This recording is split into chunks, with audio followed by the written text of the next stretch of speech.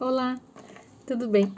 Hoje nós estamos começando a carta de 1º a Coríntios e eu tô com muita expectativa porque eu tenho certeza que nós vamos aprender muitas coisas e que o Senhor vai falar muito com a gente. Então, vamos lá. Eu vou colocar um pouquinho para vocês sobre alguns versículos que eu grifei, algo que eu quero, que o Senhor tem falado no meu coração e eu quero compartilhar com vocês. Então, vamos lá. Essa carta foi escrita por Paulo aos Coríntios. E ela é uma carta de correção. Por quê? Porque a cidade de Corinto, ela era uma cidade portuária e ela era conhecida por causa da sua luxúria, por causa de depravação sexual e prostituição religiosa. E Paulo recebeu notícias de que estava havendo esse tipo de coisas no meio da igreja. Então, nessa cidade havia um templo que foi feito para a deusa Afrodite. Então tinha muita prática, né, de idolatria com relação a essa deusa, porque era a deusa do amor. Então tinha muita prostituição, tinha muita relação sexual que é fora do casamento e com imoralidade, né? Então o templo ele foi destruído, porém as práticas elas ainda permaneceram. Então, por isso, Paulo, né, enviou essa carta para corrigir os cristãos, para que não houvesse isso, não houvesse mais isso. Então, o verso 2, ele fala assim, a igreja de Deus em Corinto, aqueles a que ele santificou por meio de Cristo Jesus. Vocês foram chamados por Deus para ser povo santo. Então, aqui ele já fala. Então, Deus nos santificou por meio de Jesus. Olha só, o sacrifício de Jesus que nos santificou. E o Senhor nos separou para sermos santos. O que significa ser santo? Significa ser separado. Significa ser escolhido e separado para um propósito, né? Não porque nós merecemos, não porque nós somos bonzinhos, não por isso. Porque Jesus foi sacrificado para limpar todo o nosso pecado. E por isso o Senhor nos escolheu para sermos santos. Amém? Por isso Ele nos escolheu para um propósito. Amém? Então vamos lá. Lá no verso 5 fala assim: por meio dele, que é Jesus, Deus os enriqueceu em tudo, em toda capacidade de expressão e em todo o 7 também. E depois eu vou ler trocando o nome como a gente tem feito, tá? Uma vez que nenhum dom espiritual lhes falta, enquanto esperam ansiosamente pela volta do nosso Senhor Jesus. Então agora eu vou trocar pelo meu nome e você troca pelo seu, ou de quem você desejar, amém? Então, por meio dele, que é Jesus, Deus enriqueceu a Sara em tudo, em toda a capacidade de expressão e em todo o entendimento.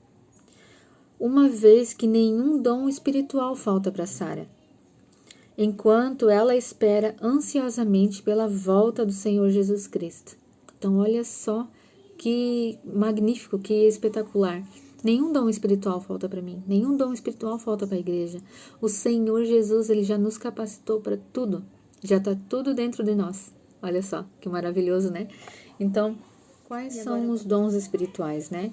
Eles são os seguintes: é o espírito de sabedoria, entendimento, conselho, fortaleza, ciência, piedade e temor a Deus. Então, tudo isso aqui o Senhor já colocou dentro de nós. Tudo isso aqui nós temos. Agora a gente precisa fazer o quê? Precisa exercitar. Precisa explorar esses dons. Pedir ao Senhor para que Ele nos ajude, para que isso saia daqui de dentro e aflore para fora. Amém? Então, no 9 ele fala assim, ó, indo para frente, né? Deus é fiel e Ele nos convidou a ter comunhão com seu Filho Jesus Cristo, nosso Senhor. Então, com essa comunhão, nós conseguimos exercitar os dons espirituais que o Senhor nos concedeu. Com essa comunhão, nós conseguimos conhecer qual é a vontade de Deus. Então, olha só a importância, Ele nos convidou. O convite é algo que nós podemos escolher. Ele não é uma imposição feita. Eu não tenho, por exemplo, é um convite de aniversário, por exemplo. Eu posso escolher se eu vou ou se eu não vou. Aqui também o Senhor fala que Deus é fiel e Ele nos convidou a ter um relacionamento, a ter comunhão com Jesus. Então é um convite, agora é nossa escolha aceitar esse convite ou não aceitar, amém? Então, um pouquinho mais para frente, né? Paulo, ele pede para que todos vivam em harmonia e não tenham divisões. Ele ainda menciona, né? Acaso foi Cristo dividido? Ali um pouquinho para frente do verso, ali no 10 até mais ou menos no 17, ele fala sobre isso, né? Porque como que é uma igreja dividida vai subsistir, né? Fala na palavra sobre isso, que a gente não consegue, a gente precisa ser inteiro. Mais para frente, no verso 17, Paulo fala que Jesus nos enviou para espalhar as boas novas, para anunciar as boas novas. Então, como dizia, né, Francisco de Assis dizia assim: pregue o evangelho em todo o tempo e, se necessário, use palavras. Então, olha só, a gente deve pregar o evangelho como nossa maneira de ser, né, com o nosso modo de falar, com o nosso modo de reagir, com o nosso modo de caminhar, de levantar, de tratar as pessoas, de tratar os nossos mais próximos.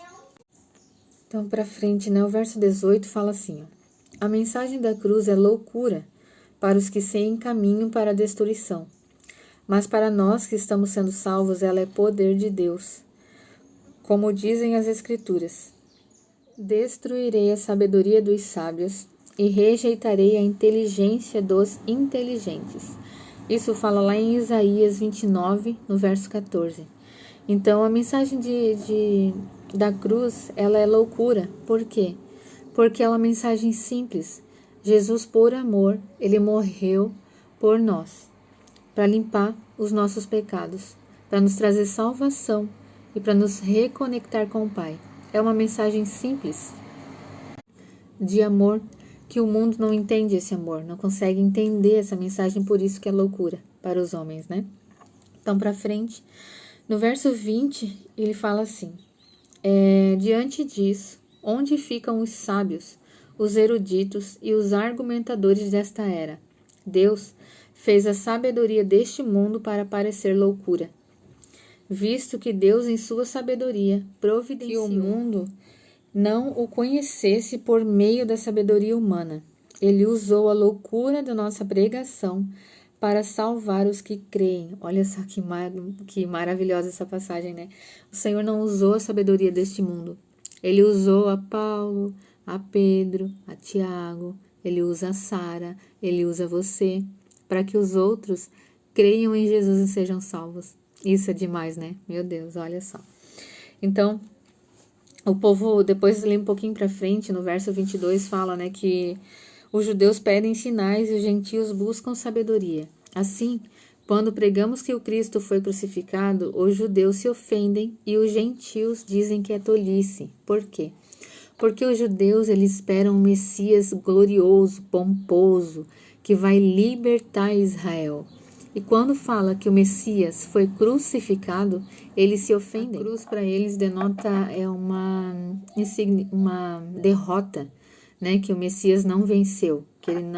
Por isso que para eles Jesus não é o Messias, né?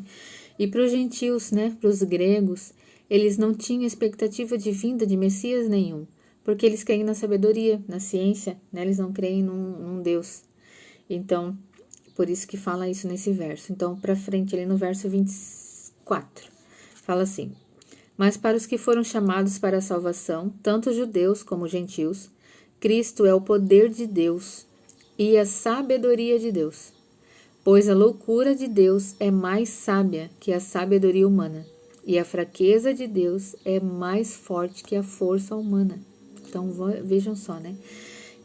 Lá em Colossenses 2:9, assim, fala que em Cristo habita toda a plenitude da divindade. Então é por meio dele que foram feitas todas as coisas, né? Por meio dele, para ele, por ele são todas as coisas. Então, Cristo, né? É tudo em Cristo, a plenitude está em Cristo. Amém? Então, Deus escolheu as coisas simples, porque ele é simples. Então é na simplicidade, nas coisas pequenas, que a gente vai conseguir encontrar a Deus. né? Então, vamos para frente um pouquinho. No 29, fala assim, ó. Portanto, ninguém jamais se orgulhe na presença de Deus. E no 30, e foi por iniciativa de Deus que vocês estão em Cristo Jesus, né? Foi escolha de Deus, Ele nos escolheu, que se tornou a sabedoria de Deus em nosso favor. Nos declarou justos diante de Deus, nos santificou e nos libertou do pecado. Portanto, como dizem as Escrituras, quem quiser orgulhar-se, orgulhe-se somente. Agora eu vou ler o verso 30, trocando pelo meu nome, como nós temos feito, e olha só a diferença que dá. Foi por iniciativa de Deus que a Sara está em Cristo Jesus, que se tornou a sabedoria de Deus em nosso favor. Ele declarou a Sara justa diante de Deus. Ele santificou e libertou a Sara do pecado. Olha só, né? Que maravilhoso. Olha só a diferença que dá. Então, né, façam essa troca para vocês entenderem o tamanho, né, do sacrifício de Jesus, a plenitude do que ele fez por nós. É muito bom, né? Então, para finalizar agora, quando nós quisermos nos orgulhar, que a gente se orgulhe no Senhor. Amém? Que nós não tomemos orgulho para nós mesmos, né? Então, esses são os meus comentários. Eu espero ter ajudado aí a leitura de vocês. Eu tenho certeza que vai agregar muito. Que nenhum dom espiritual nos falta. Ele já está tudo aqui dentro de nós. Amém? Só peço ao Senhor aí para ajudar a exercitar eles. Um grande beijo e até o próximo capítulo. Tchau!